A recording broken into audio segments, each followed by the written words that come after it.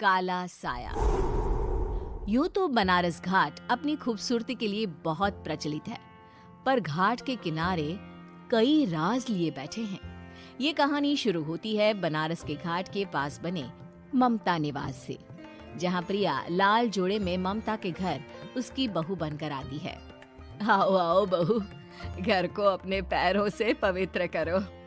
ममता घर की दहलीज पार कर ही रही होती है कि अचानक एक बहुत गंदी सी बास पूरे घर में फैल जाती है।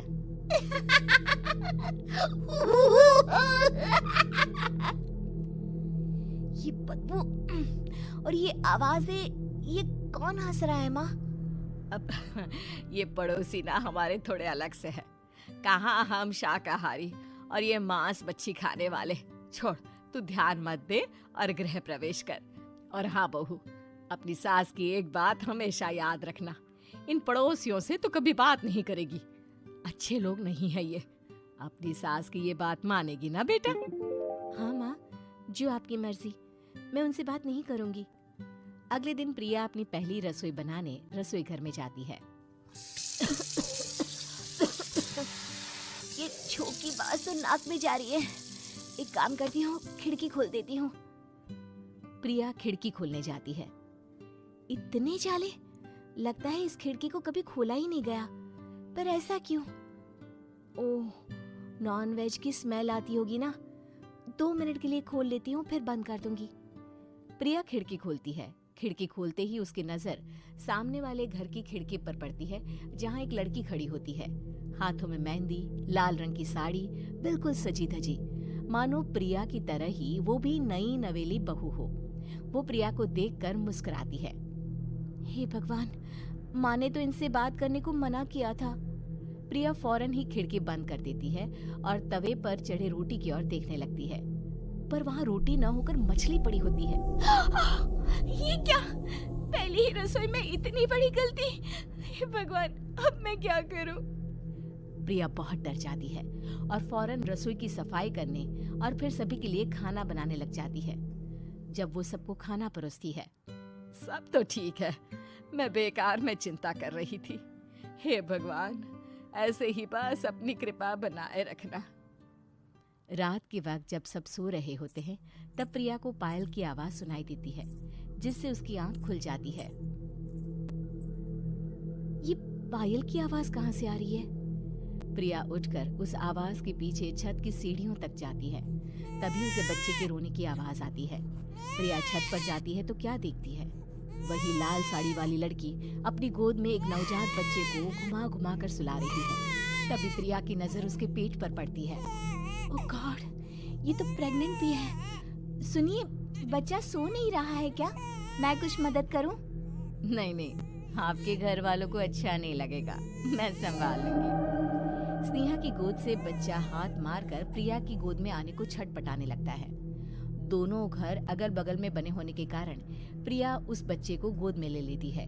प्रिया के पास आते ही वो सो जाता है। बच्चे का वो स्पर्श रात भर प्रिया भूल नहीं पाती और अगली सुबह वो छत पर कपड़े सुखा रही होती है। तभी उसे एक औरत इशारा करके बुलाती है। स्नेहा कह रही थी बाबू तुम्हारी गोद में आते ही सो गया। मैं गौरी, स्नेहा की माँ हूँ। बहू, घर आना, बाबू को खिला भी लेना। शाम को जब घर पर कोई नहीं रहता, बच्चे से मिलने के लिए प्रिया छिपकर अपनी पड़ोसन के घर चली जाती है और कुछ देर बच्चे को खिलाकर वापस लौट आती है। इसके कुछ दिन बाद ही प्रिया को पता चलता है कि वो माँ बनने वाली है। ममता की खुशी का ठिकाना नहीं रहता।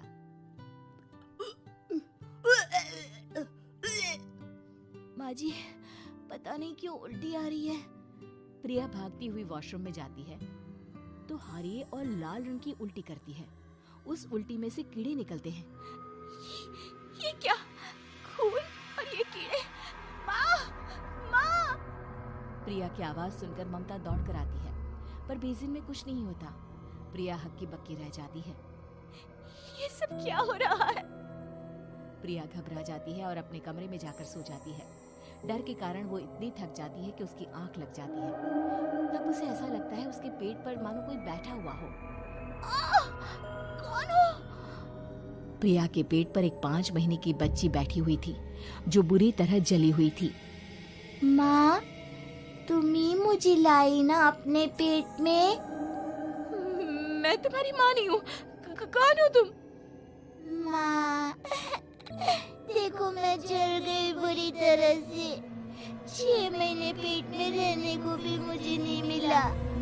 सहला दो ना माँ। बचाओ, बचाओ, माँ।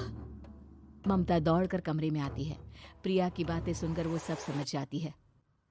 तू कहीं बगल वाले घर में तो नहीं जाकर आई ना बहू? मुझे माफ कर दो, मैं गई थी माँ।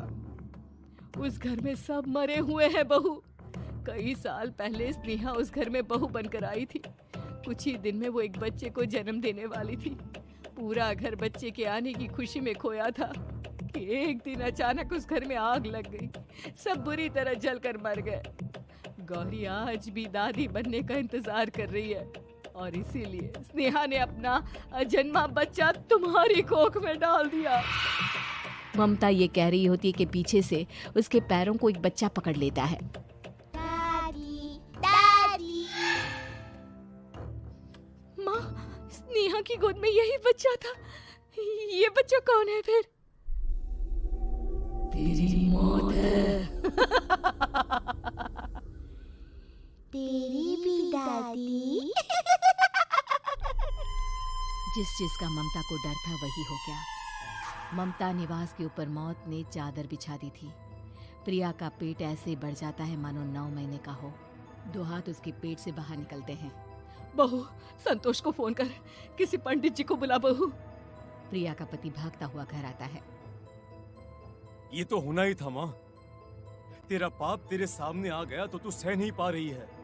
स्नेहा घर में आग लगी नहीं थी, माँ ने लगाई थी, प्रॉपर्टी की लालच में। और वो बच्चा मेरी पहली पत्नी का बच्चा है, मेरा बेटा, जो कि उस आग की चपेट का शिकार हो गया था। मैंने तुमसे ये सब माँ के कहने पर छुपाया था। मुझे माफ कर दो प्रिया। तुम अगर चाहो तो यहाँ से जा सकती हो। मैं तुम्हें किसी भी बंधन में रखना नहीं चाहती। मेरी शादी हुई है आपसे, मैं आपको छोड़ नहीं सकती, पर उससे पहले हमें स्नेहा, उसकी माँ और बच्चे की आत्मा की शांति करवानी होगी। संतोष और ममता गौरी के घर जाते हैं। अंदर सब कुछ जला हुआ होता है। जमीन पर जली हुई लाशें बिखरी हुई थी। ममता रो रो कर अपनी करने की माफी गौरी से मांगती है। प्रिया स्नेहा के घर वालों का अंतिम संस्कार करवा देती है और ममता निवास फिर से आत्माओं के साए से मुक्त हो जाता है।